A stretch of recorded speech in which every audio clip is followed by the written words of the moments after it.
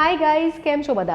This is me, Shruti Panchal, GPSC Class 1 to Rank 9, Rank 66. એની પહેલાં 2 વખત interview appeared candidate છું. તો 4 men's લખી છે અને 4 ટાઈમ ઇન્ટરવ્યૂ ફેસ કર્યું છે. તો ગઈકાલે નહીં, સેટરડે એકચ્યુઅલી રિઝલ્ટ આવ્યું ને ત્યારે મારો જો સખત સ્ટક હતો એન્ડ બોલાતું નહોતું, એટલે મેં રિસ્ટ્રિક્ટેડ સ્પીચ રાખી. મને એમ થતું હતું કે યાર આ કેટલું આમ રોબોટ જેવું લાગે છે. પણ ચલો આજે આપણે જીપીએસસી મેન્સ વિશે વાત કરીએ. ઓકે, હવે મેન્સ જે છે it is altogether a different game, I would say. Right now we will just give it the upama or we will give it the upadhi of game. કેમ ગેમ કહું છું? અલગ ગેમ છે. ગમે એટલું તમે વાંચેલું હશે, લખવામાં પ્રોબ્લેમ થાય છે સ્ટુડન્ટ્સને. I have mentored I would say thousands of students by now, 8 વર્ષનું મારું કરિયરમાં. And this is one common problem જે બધા જ ફેસ કરે છે. તો આઈ વુડ સે કે સ્ટાર્ટ કરી દો લખવાનું. હવે આજના વિડીયોમાં કઈ વસ્તુઓ સ્કોરિંગ છે, ક્યાં વધારે ફોકસ કરવાનું છે એની વાત કરીશું આપણે, અને કેસ સ્ટડીઝ જે છે એનું ફોર્મેટ અને કેસ સ્ટડીઝ કઈ રીતે ટેકલ કરવાના. બરાબર? તો લાસ્ટ ટાઈમ જે લોકોએ મેન્સ આપી છે અને આ ટાઈમ જે મેન્સ છે બહુ જ ડિફરન્ટ છે. તો ડોન્ટ થિંક જે લોકોએ પણ પહેલાં મેન્સ આપી છે અને પહેલી વખત આપી રહ્યા છે તો એક્સપિરિયન્સ છે આ લોકો પાસે, આ લોકો નથી. ઇટ ઇઝ બધા હવે છે ને સેમ પેડેસ્ટ્રલ પર આવી ગયા છે, સેમ લેવલ ફિલ્ડ પર આવી ગયા છે. કેમ? લાસ્ટ યર ઇંગ્લિશ અને ગુજરાતી, બરાબર, એવું કહેવાતું હતું કે લેંગ્વેજ જે છે એ તમારો રેન્ક આવશે કે નહીં એ સુનિશ્ચિત કરે છે. બટ ધીસ યર ઇંગ્લિશ અને ગુજરાતી જે છે એ ક્વોલિફાઈંગ કરી નાખ્યા છે અને માત્ર 25% જ તમારે એની અંદર માર્ક્સ લાવવાના છે. આ વખતની મેન્સ માટેના તમારા 2 સૌથી ઇમ્પોર્ટન્ટ પેપર રહેશે. એસે એટલે કે નિબંધ એન્ડ એથિક્સ એટલે કે નીતિશાસ્ત્ર. ઓકે, 250 માર્ક્સ ઈચ, બંને પેપર 250 માર્ક્સના છે. હવે હું છે ને ઘણી બધી વખત દિશા બેચ કોટ કરીશ. અમે એક સ્પેશિયલ બેચ ચલાવીએ છીએ માત્ર મેન્સ માટે with 100% focus on answer writing. તો હું કેમ રિફર કર્યા કરીશ? કારણ કે I am working with those students actively. Papers હોય છે, ક્લાસીસ હોય છે, મેન્ટોરશિપ્સ હોય છે. તો એ લોકોના જે પ્રોબ્લેમ્સ છે ને આઈ એમ વેરી શ્યોર તમારા પણ એ જ પ્રોબ્લેમ્સ હશે. તો એથિક્સના 4 ફૂલ લેન્થ પેપર્સ છોકરાઓ લખી ચૂક્યા છે. ઓકે, એન્ડ ગાઈઝ ચોથું પેપર પણ કોઈનું કમ્પ્લીટ નહોતું થયું. હવે એથિક્સની અંદર શું કરવાનું છે તમારે? કઈ રીતે આ પેપર કમ્પ્લીટ કરવા પર ફોકસ કરવું પડશે? સૌથી પહેલાં તો ભાઈ બહુ જ લેન્ધી થઈ ગયું છે પેપર. નાવ આજે જ એક જણ સાથે મારી વાત થઈ ફોન પર અને એમણે કીધું કે મેમ એથિક્સમાં તો કેસ સ્ટડીઝ જ છે ને. Now case studies is the application of your basics. બરાબર? બેઝિક જો તમને આવડતા હોય તો તમે કેસ સ્ટડીમાં એ બેઝિક્સનું એપ્લિકેશન કરી શકો છો. તો આજે આપણે થોડુંક એથિક્સના કેસ સ્ટડીઝનું ફોર્મેટ અને એ બધું ડીકોડ કરીશું. એન્ડ સાથે સાથે હું તમને એ પણ માહિતી આપીશ કે ભાઈ if you want to study under my મેન્ટોરશિપ, જો તમને મારી મેન્ટોરશિપવાળી ટેસ્ટ સિરીઝ જોઈએ છે દેન વોટ ઇઝ ધ પ્રોસેસ અને શું ફીચર્સ રહેવાના છે. Also I would want to say કે અત્યારે બહુ જ બધા માર્કેટમાં આન્સર રાઇટિંગ પ્રોગ્રામ્સ ચાલી રહ્યા છે. Okay, I am not saying anything against anyone, but કોઈ પણ જગ્યાએ એનરોલ થાવ છો એ પહેલાં એટલું થોડુંક જોઈ લો કે ઇવેલ્યુએટ કરનાર વ્યક્તિ શું એની મેન્સ કોઈ દિવસ નીકળી છે એટલે એવું ના હોય કે પછી મેન્સ લખી હોય અને ઇન્ટરવ્યૂ કોલ આવ્યો છે પણ પછી રિઝલ્ટ નથી આવ્યું, મીન્સ કે મેન્સમાં એમનું પોતાનું અન્ડરસ્ટેન્ડિંગ કે પરફોર્મન્સ ઓછું છે. ઘણા બધા નાના મોટા પ્રોગ્રામ્સ ચાલે છે 1000-2000 રૂપીઝના. કેમ આવા પ્રોગ્રામ્સ ચાલે છે માર્કેટમાં? કારણ કે આજે 1000-2000 રૂપીઝ છે ને એની કોઈ વ્યક્તિ માટે બહુ વેલ્યુ રહી જ નથી. લોકો ટ્રાય કરવા માટે પણ એક વખત 1000 રૂપીઝ તો ખર્ચી લેશે. આફ્ટર યુ ડૂ ઇટ પછી તમને ખબર પડે કે આન્સરમાં તો ખાલી need content to improvement, need presentation improvement, please use proper handwriting, please underline, ખાલી આટલું જ લખીને આપે છે. You guys are going to appear for GPSC class 1-2 examination. Peer evaluation કરો. બરાબર? હું એમ નથી કહેતી કે ભાઈ પૈસા વધારે હોય તો પ્રોગ્રામ સારો.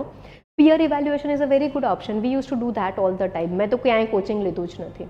ઓકે. સો કેવું હોય કે ભાઈ તમારા સખત આમ ખાસ 2 થી 3 ફ્રેન્ડ્સ હોય કે 2 થી 3 કો એસ્પિરન્ટ્સ છે જે લોકોને પોતાને અન્ડરસ્ટેન્ડિંગ સારું છે એન્ડ એ લોકો પોતે ઇન્ટરેસ્ટેડ છે કે ભાઈ તમે ક્લિયર કરો ને તમારી ઝીણી ઝીણી ભૂલો, કયો વસ્તુ કન્ટેન્ટમાં એડ થઈ શકતી હતી, કઈ વસ્તુ રહી ગઈ, કઈ બરાબર નથી લખી, ક્વેશ્ચન શું તમને સમજણમાં આવ્યો છે કે નહીં, જે તમારું પર્સનલી ઝીણી ઝીણી વસ્તુઓ પોઈન્ટ આઉટ કરે ને ગાઈઝ, એ રીતના લખો અને ઇવેલ્યુએટ કરાવડાવો. Now coming back to this ethics. હવે એથિક્સના પેપરમાં શું કરવાનું? ઓકે, સિલેબસ સરે બહુ મોટો બનાવીને આપ્યો છે, but two be very honest, હવે પેપરનું આપણે એક વખત જોઈ લઈએ. 250 માર્ક્સ છે, એમાંથી 8 કેસ સ્ટડીઝ છે, 25 માર્ક્સ ઈચ, એટલે 200 માર્કનું વેટેજ તો અહીંયા જ થઈ ગયું. અને પછી 5 ક્વેશ્ચન્સ છે જેનું વેટેજ છે 10 માર્ક્સ ઈચ, એટલે 50 માર્ક્સ આ થઈ ગયા. નાવ જે સ્માર્ટ એસ્પિરન્ટ છે ને એ ક્વેશ્ચન્સને પણ હલકામાં નહીં લે. હલકામાં નહીં એટલે અમુક લોકો એવા છે કે ભાઈ ખાલી કેસ સ્ટડી કરીને જઈશું ને તો આપણે જીતી જવાશે, એક્ઝામમાં સારા માર્ક્સ આવી જશે. આ 5 ક્વેશ્ચન્સને બિલકુલ ઇગ્નોર નથી કરવાના, કારણ કે દે આર મેકિંગ 50 માર્ક્સ. હવે ઇમેજિન કરો તમે આની ઉપર ફોકસ જ નથી કર્યું અને એક 2 માર્ક્સ લઈને આવી ગયા તમે આમાં, અને એની સામે દેર ઇઝ વન પર્સન જેણે આની પર બી કામ કર્યું છે અને એના 4 થી 5 માર્ક આવી રહ્યા છે દરેક આન્સરમાં. તો 3 5 15, સીધો તમારે 15 માર્કનો ગેપ પડી જશે. તો ધ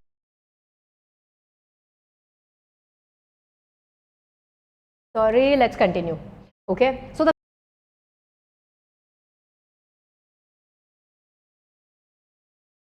સોરી બોલો, કેમેરો વચ્ચે બંધ થઈ ગયો. તો ચલો આપણે કન્ટિન્યુ કરીએ. So the whole point of mains preparation is, જે લોકો રેન્ક લાવે છે અને જે લોકો નથી લાવી શકતા, એ લોકોની વચ્ચેનો ડિફરન્સ શું છે ખબર છે? જે વ્યક્તિ રેન્ક લાવે છે ને એ ઝીણું કે એક માર્કમાં, એક ક્વેશ્ચનમાં અડધો એક માર્ક કઈ રીતે વધારે આવે એની ઉપર ફોકસ કરે છે, એની ઉપર મહેનત કરે છે. તો પહેલાં 2 અટેમ્પ્ટમાં જ્યારે હું ફેલ થઈ ત્યારે મારું પણ એવું ફોકસ નહોતું ભાઈ લખી નાખીશું, એ તો આપણે વાંચીએ ને, વાંચવું ઇમ્પોર્ટન્ટ છે, લખી તો નાખીશું. એવો એટીટ્યૂડ રાખશો ને તો મેન્સના પેપર્સ લખવામાં ઘણી તકલીફ પડશે. બટ 3rd અને 4th અટેમ્પ્ટમાં એક ચેન્જ મેં કર્યો કે હું બધી જ ઝીણી બાબત પર ફોકસ કરવા માંડી કે ભાઈ ઇન્ટ્રોડક્શન છે તો ઇન્ટ્રોડક્શનમાં કયા ટોપિકમાં હું શું લખીશ, હેડિંગ્સ હું કઈ રીતે બનાવીશ, પ્રેઝન્ટેશન હું કેવું રાખીશ, એક્ઝામ્પલ્સ કયા ટોપિકમાં હું કયા લખીશ, હું પહેલેથી તૈયાર કરીને જતી હતી. એમ નહીં કે રેન્ડમ નોટ્સ વાંચી લીધી ને ત્યાં જઈને પછી આપણી રીતે આન્સર બનાવીને લખીશું. પહેલાં 2 અટેમ્પ્ટમાં મેં આ મિસ્ટેક કરી, તમે લોકો પ્લીઝ ના રિપીટ કરતા આ મિસ્ટેક. ઓકે, હવે આપણે વાત કરીએ કે ભાઈ કેસ સ્ટડીઝ. તો અમુક લોકો છે ને આ પેપર જોઈને એમ જ કહેશે કે ભાઈ કેસ સ્ટડીની પ્રેક્ટિસ કરો, પણ કેસ સ્ટડીની પ્રેક્ટિસ કરવા માટે તમને એથિક્સની બધી જ ટર્મિનોલોજી જે છે એ પ્રોપરલી આવડવી જોઈએ. What do I mean by ethical terminologies? For example, જો હું તમને અત્યારે એમ કહું કે ઓનેસ્ટી કે પ્રામાણિકતા જે છે એને તમે સાદા શબ્દોમાં કઈ રીતે વ્યાખ્યાયિત કરશો, તો તમને ડેફિનેશન આવડવું જોઈએ સાદા શબ્દોમાં. બરાબર? કેમ? કારણ કે આ જ બધી વ્યાખ્યાઓ જે છે એ તમારે કેસ સ્ટડી જે છે તમારું એને એનરિચ કરવા માટે લખવાની છે. ઓકે, પારદર્શિતા છે, ટ્રાન્સપરન્સી, પહેલો પોઈન્ટ આપણા એથિક્સના સિલેબસનો. ઇન્ટગ્રિટી છે, સિવિલ સર્વન્ટ્સ જે છે એની અંદર કઈ વેલ્યુઝ હોવી જોઈએ. પછી તમને 2 થી 3 એથિકલ થિયરીઝ ખબર હોવી જોઈએ કે ભાઈ કાંતની શું થિયરી છે, એરિસ્ટોટલ શેમાં માને છે, અને આ કાંત અને એરિસ્ટોટલ ને આ બધા જે થિંકર્સ છે ને તમારા કેસ સ્ટડીના કન્ક્લુઝનમાં કે કયું ઓપ્શન ચૂઝ કરવાનું છે એમાં આવે ને એમાં આવવા જોઈએ. Okay, so let's try to understand briefly structure of a case study. બરાબર? સો અહીંયા હું જોવા જાઉં તો ભાઈ કેસ સ્ટડી જે હોય છે એમાં તમને એક પ્રોબ્લેમ આપ્યો હશે. એક સિવિલ સર્વન્ટ છે, એક આપણે બનાવીએ અત્યારે મનઘડત કેસ સ્ટડી. બરાબર? એ એક જગ્યાના ડીએમ છે, એટલે કે આઈએએસ છે, કલેક્ટર છે. એમને ત્યાં આગળ સાયક્લોન એટલે કે ચક્રવાત આવ્યું છે, અને આ ચક્રવાત આવ્યું છે અને ટ્રાઇબલ્સ એટલે કે જે આદિજાતિના લોકો વસે છે સમુદ્ર કિનારા પાસે કોસ્ટલ જગ્યાઓ પર, એ લોકોને લઈ જવાના છે ઇવેક્યુએટ કરીને સેફ જગ્યા પર. બટ ત્યાંના જે લોકો છે ટ્રાઇબલ્સ એવું કહે છે કે અમને અમારા દેવતા પ્રોટેક્ટ કરશે, અમે ક્યાંય નહીં જઈએ. હવે આ સિચ્યુએશનમાં ડીએમ જે છે એ શું કરશે? હવે વચ્ચે બીજા 1-2 વસ્તુ પ્રોબ્લેમ્સ ક્લબ કરી નાખો તો બની જાય પરફેક્ટ કેસ સ્ટડી. તો સૌથી પહેલો ક્વેશ્ચન તમને એ પૂછી શકે કે ભાઈ આમાં આ કેસ સ્ટડીમાં કોણ કોણ સ્ટેક હોલ્ડર્સ છે. જો તમને સ્ટેક હોલ્ડર્સ પૂછ્યા હોય તો એક ટેબલ બનાવો, સ્ટેક હોલ્ડર્સ અને ઇશ્યુઝ ભલે નથી પૂછ્યા પણ સામે ઇશ્યુઝ લખવા માંડો. બરાબર. સો અહીંયા કોણ આવશે સ્ટેક હોલ્ડર? આપણે તો અત્યારે બહુ નાની એકદમ સિલીવાળી બનાવી છે. તો પહેલું સ્ટેક હોલ્ડર આવશે ડીએમ, સેકન્ડ સ્ટેક હોલ્ડર આવશે ટ્રાઇબલ્સ. શું ઇશ્યુ છે? ડીએમને ઇવેક્યુએટ કરાવવાનું છે ને પેલા લોકો માની નથી રહ્યા. તો ડીએમએ રૂલ ઓફ લો ફોલો કરવાનું કે ભાઈ એ લોકોને બળજબરી લઈ જાય કે પછી એ જવા દે કે ભાઈ આ લોકો નથી આવવાના, હું તો જતી રહું સેફ જગ્યા પર, મારો જીવ બચાવી લો. શું કરવું જોઈએ? હજી આની અંદર આપણે છે ને એનજીઓ લાવી શકીએ, સોશિયલ મીડિયા લાવી શકીએ, મંત્રી લાવી શકીએ, બહુ બધી વસ્તુઓ અંદર એડ થઈ શકે કેસ સ્ટડીમાં. પણ અત્યારે આપણે સિમ્પલ જ રાખીએ છીએ. તો 2 સ્ટેક હોલ્ડર થયા. ઇન કેસ તમે કેસ સ્ટડી લખવાનું ચાલુ કરો છો, સૌથી પહેલાં તો એક 15 થી 20 શબ્દનું તમારે ઇન્ટ્રોડક્શન આપવું પડશે કે ભાઈ આ કેસ સ્ટડીની અંદર શું ઇશ્યુ છે, કઈ વેલ્યુઝ જે છે એને ઉપર મૂકવાની છે એન્ડ કઈ રીતે સોલ્વ કરવાનું છે. બરાબર. So what issues are there and officer જે છે હંમેશા રૂલ ઓફ લોને ફોલો કરશે. નાવ સ્ટેક હોલ્ડર થઈ ગયું. બીજું તમને એ પૂછી શકે કે જે પણ આઈએએસ ઓફિસર છે એને ડાયલેમા એટલે કે દુવિધા, કઈ દુવિધા છે. હવે દુવિધા લખવામાં તમને સૌથી વધારે પ્રોબ્લેમ થશે કારણ કે તમે પહેલેથી પ્રેક્ટિસ નથી કરી. તમારે કીવર્ડ્સ બનાવી રાખવા પડશે. ઓકે. એક બીજી કેસ સ્ટડી લઈએ, ઇન્ટરેસ્ટિંગ વાળી. તમે ડીએમ છો એક જગ્યાના અને તમારા હાથમાં પ્રધાનમંત્રી આવાસ યોજના જે છે એના હાઉસીસ આપવાનું જવાબદારી છે કે તમારી પાસે એટલું પાવર છે. નાવ એક વૃદ્ધ મહિલા આવે છે. ઓકે. એણે પણ એપ્લિકેશન કરી છે. તમે એને હાઉસ અલોકેટ કરવા જતા હતા પણ ત્યારે જ તમારા જે સહકર્મી છે એ તમારું ધ્યાન દોરે છે કે આમણે લાસ્ટ અલોટમેન્ટમાં પણ હાઉસ લીધું હતું. પછી તમે તપાસ કરાવો છો તો તમને ખબર પડે છે કે એમણે એમનું હાઉસ વેચી કાઢ્યું હતું એમના હસબન્ડનું ઈલાજ કરાવવા માટે. ટાઈમ પીરિયડ જે છે એ પતી ગયો હતો અને એમણે હાઉસ ટાઈમ પીરિયડ પહેલાં જ વેચી કાઢ્યું હતું, વોટ એવર કંઈક ગફલો કર્યો હતો. And now she is again homeless. એમની પાસે રહેવા માટે, ખાવા માટે કોઈ સપોર્ટ જ નથી. તો તમે શું કરશો? આ બહેનને, આ જે માજી છે, વૃદ્ધા છે, એમને તમે હાઉસ અલોકેટ કરશો કે નહીં કરો? બરાબર. હવે જો તમે પ્રેક્ટિસ કરી છે તમને ખબર હશે કે તમારે હંમેશા as an officer rule of law follow કરવાનું છે. તો અહીંયા આગળ તમારું ડાયલેમા શું થશે? Rule of law or acts versus compassion. કે ભાઈ તમે તમારી જે પર્સનલ ફિલિંગ છે એ વૃદ્ધા પ્રત્યે દયા, કરુણાની, એને વધારે મહત્ત્વ આપશો કે પછી તમે રૂલ ઓફ લોને મહત્ત્વ આપશો? બરાબર. સો દુવિધા જે છે ઓર ડાયલેમા જે છે it is always choosing between 2 different options. Right. પછી તમને આવી શકે કે ભાઈ what are the options available.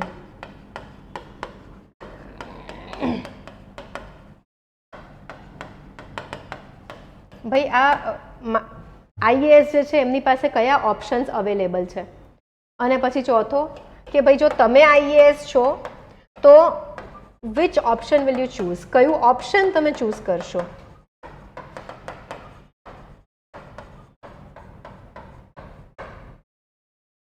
સમજાઈ ગયું બધાને?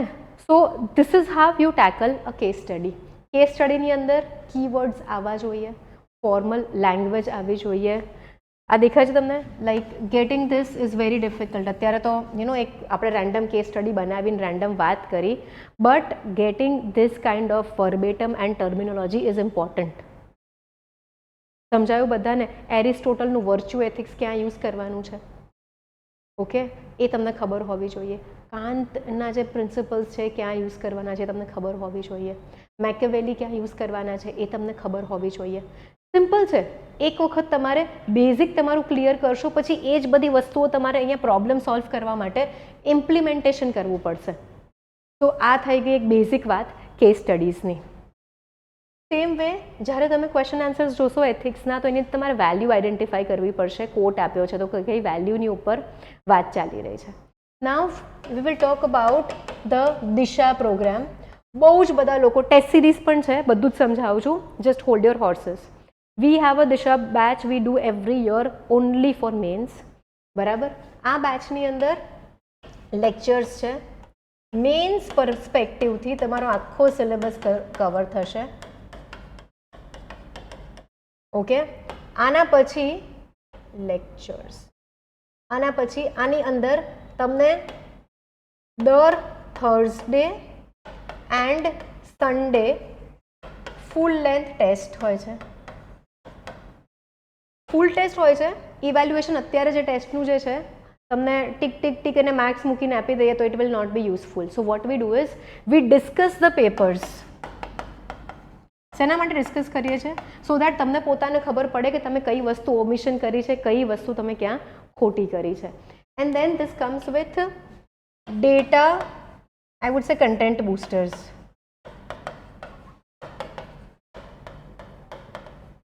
ઓકે. કન્ટેન્ટ બૂસ્ટર્સમાં ડેટા એન્ડ ફેક્ટની ફાઇલ્સ મળશે, કીવર્ડ્સની ફાઇલ મળશે, ડેફિનેશનની ફાઇલ મળશે, જજમેન્ટ્સની ફાઇલ મળશે, તમને કરંટ અફેર્સ એક્ઝામ્પલ્સની ફાઇલ્સ મળશે. અલગ અલગ પ્રકારની તમને ફાઇલ્સ મળશે જે તમે તમારો આન્સર જે છે એને સબસ્ટેન્શિએટ કરવા માટે કે વધુ પાવરફુલ બનાવવા માટે આ બધી જ વસ્તુઓ યુઝ કરી શકો છો. આની સાથે we also have mentorship. During class તો તમારે જે પૂછવું હોય તમે પૂછો જ છો. We do only a small batch, 50 સ્ટુડન્ટ્સની બેચ કરીએ છીએ. We have 38 students as of now, so there are 12 seats remaining. 12 seats remaining છે. અત્યારે હું વિડીયો બનાવી રહી છું ત્યારે કદાચ એડમિશન થયું હોય તો મને ખબર નથી, તો એકાદ બે માઇનસ જ ગણજો આમાંથી, because we are getting load of phone calls. બરાબર. આ થઈ ગયો આખો પ્રોગ્રામ.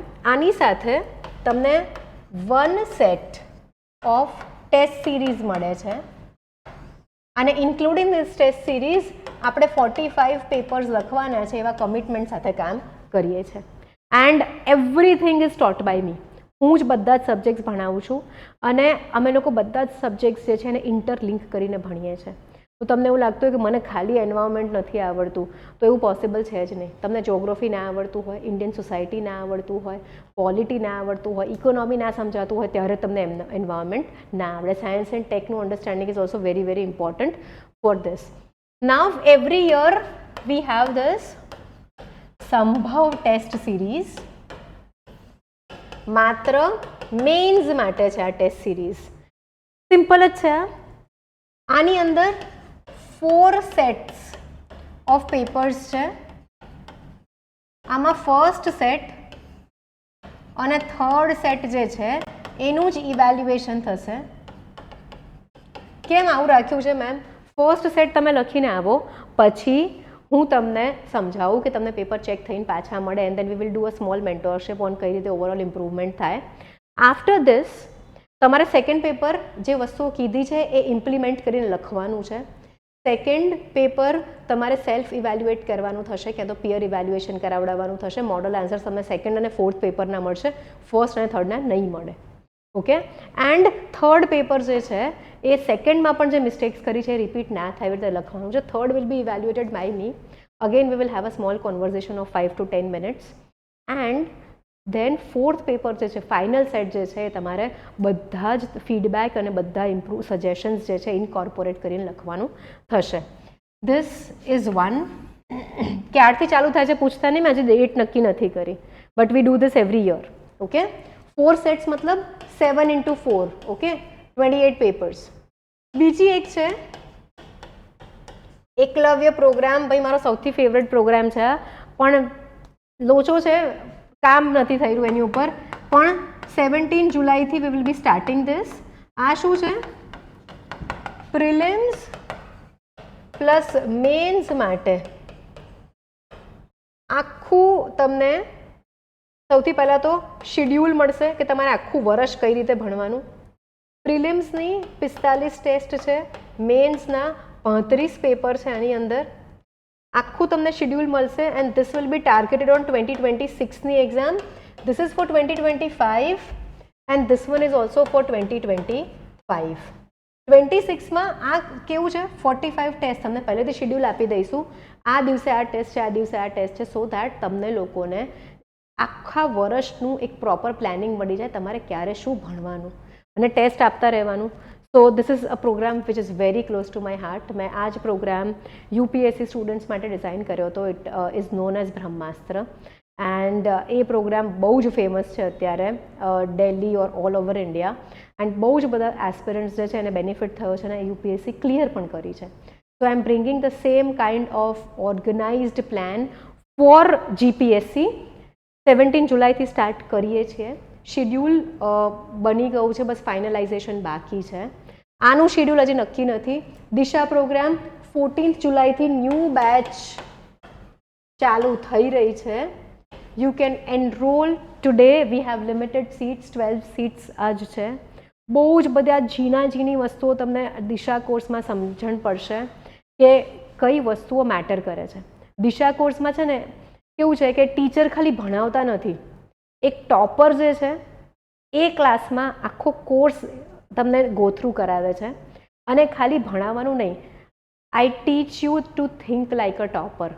તમારી થિંકિંગ કેપેબિલિટીઝ જે છે કે પેપર પતતું કેમ નથી એક્ઝામમાં, બિકોઝ આપણું થિંકિંગ સ્લો છે. આપણે ફટાફટ આન્સરને ડીકોડ કરીને ધડાધડ લખવા નથી માંગતા.